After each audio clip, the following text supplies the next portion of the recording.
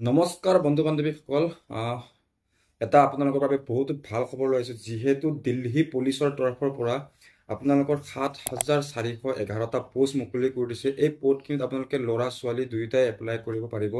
আপোনালোকৰ বয়সৰ সময়সীমা কিমান লাগিব, আপোনালোকৰ এডুকেশ্যন কোৱালিফিকেশ্যনখিনি কিমান লাগিব, আপোনালোকৰ কি কি ডকুমেণ্টছ প্ৰয়োজন হ'ব এই দিল্লী পুলিচত আপোনালোকে এপ্লাই কৰিব হ'লে, কেতিয়াৰ পৰা এপ্লাই হ'ব, এই সকলোবোৰ মই এই ভিডিঅ'ত বুজাই দিবলৈ চেষ্টা কৰিম। আপোনালোকে গতিকে ভিডিঅ'টো প্ৰথমৰ পৰা শেষলৈকে অলপ ভালদৰে চাব। যিহেতু পোষ্ট মুকলি কৰি দিয়া হৈছে 7,411টা পোষ্ট মুকলি কৰিছে। এই পোষ্টখিনিত আপোনালোকে এপ্লাই কৰিবলৈ ছোৱালী ল'ৰা দুয়োটাই এপ্লাই কৰিব পাৰিব। আৰু লগতে আপোনালোকৰ এই যোনখিনি পোষ্ট এতিয়া এপ্লাই চলিব, এই পোষ্টখিনি আপোনালোকে কেতিয়াৰ পৰা এপ্লাই কৰিব পাৰিব মই এইখিনি আপোনালোকক দেখাই দিব চেষ্টা কৰিম।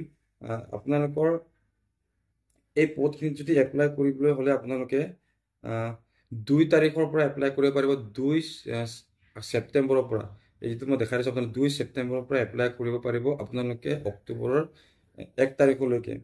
আৰু আপোনালোকৰ এই এক্সামটো হ'বলৈ যাব নৱেম্বৰ আৰু ডিচেম্বৰ মাহত এক্সামটো হ'ব।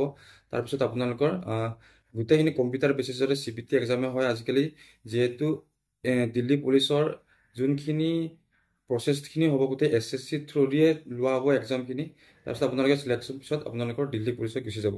SSC তৰফৰ পৰাই লোৱা হ'ব গোটেই প্ৰচেছখিনি, ছেম SSC এক্সামেই হ'ব।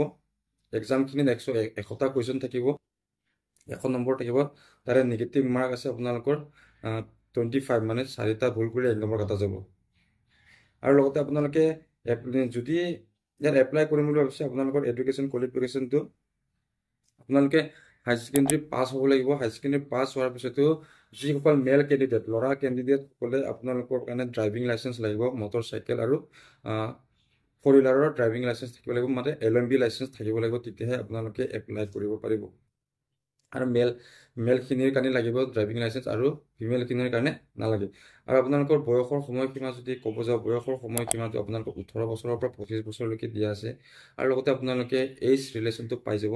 এইজ ৰিলেশ্যনটো আপোনালোকে প্ৰতিটো এডভাৰটাইজতে পাই গম পাই আপোনালোকে। যিহেতু STৰ কাৰণে 5 years পাব আৰু SC কাৰণে 5 বছৰ পাব, আৰু OBC সকলে 3 বছৰ প্লাছ কৰিব পাৰিব। বয়সটো 18 বছৰৰ পৰা 25 বছৰৰ ভিতৰত যদি হয় আপোনালোকে এপ্লাই কৰিব পাৰিব। লগতে আপোনাৰ বয়সটো ৰিলেশ্যনটো প্লাছ কৰি কিনে আপোনালোকে এপ্লাই কৰিব। আৰু আপোনালোকে এপ্লাই কৰিব হ'লে এপ্লিকেশ্যন ফিজটো আপোনালোকে জেনেৰেল কেণ্ডিডেটৰ 100 টকা, OBCৰ কাৰণে 100 rupees 100 টকা, EWSৰ কাৰণে 100 টকা, STৰ কাৰণে আৰু SCৰ কাৰণে কোনো ধৰণৰ ফিজ নাই। আৰু লগতে ছোৱালীসকলৰ কাৰণে ফিজ নাই। ঠিক আছে, গতিকে যদি যোনে এপ্লাই কৰিম বুলি ভাবিছে এপ্লাই কৰি ল'ব। আৰু ইয়াৰ আপোনালোকৰ ৰানিংটো হ'ব 1600 মিটাৰ ৰানিং হ'ব, 6 মিনিট টাইম দিয়া আছে। আপোনালোকে লং জাম্প মাৰিব লাগিব। কোৱালিফাই কৰিবলৈ হ'লে আপোনালোকে 14 ফিট মাৰিব লাগিব লং জাম্প, আৰু লগতে আপোনালোকে হাই জাম্প মাৰিব লাগিব 3.9 ফিট হাই জাম্প মাৰিব লাগিব। ফিমেলখিনিৰ কাৰণে, ছোৱালীখিনিৰ কাৰণেও 1600 মিটাৰে ৰানিং হ'ব, কিন্তু টাইমটো সিহঁতক 8 মিনিট টাইম দিয়া হ'ব। লং জাম্পটো 10 ফিট মাৰিব লাগিব, আৰু হাই জাম্প কিন্তু 3.9 ফিট মাৰিব লাগিব। ল'ৰা ছোৱালী দুয়োটাৰে সমান দিয়া আছে লং জাম্প। আৰু আপোনালোকে এই পোষ্টখিনিত এপ্লাই কৰিব হ'লে আপোনালোকে ছেপ্টেম্বৰৰ পৰা এপ্লাই কৰিব পাৰিব। ছেপ্টেম্বৰৰ 2 তাৰিখৰ পৰা এপ্লাই চলিব, আৰু লগতে অক্টোবৰৰ 1 তাৰিখলৈকে এপ্লাই চলিব। পোষ্টখিনি বহুতখিনি আছে। যিসকলে পুলিচৰ কাৰণে অপেক্ষা কৰি আছিলে, পুলিচৰ কাৰণে সম্পূৰ্ণমতে দিল্লী পুলিচৰ পোষ্টখিনি মুকলি কৰি দিয়া গ'ল। যিহেতু এক্সাম অসমতে হ'ব, ধুনীয়াকৈ প্ৰিপেৰেশ্যন কৰা চুৰু কৰি দিয়ক, এতিয়াৰ পৰা ৰানিং কৰা চুৰু কৰি দিয়ক।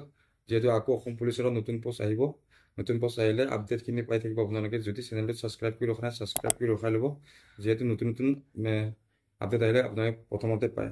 ধন্যবাদ। ভিডিঅ'টো ইমানখিনিয়ে, বেছি দীঘলীয়া নকৰোঁ। সকলোকে এৰিছোঁ। Bye bye. নেক্সট ভিডিঅ'ত লগ পাম।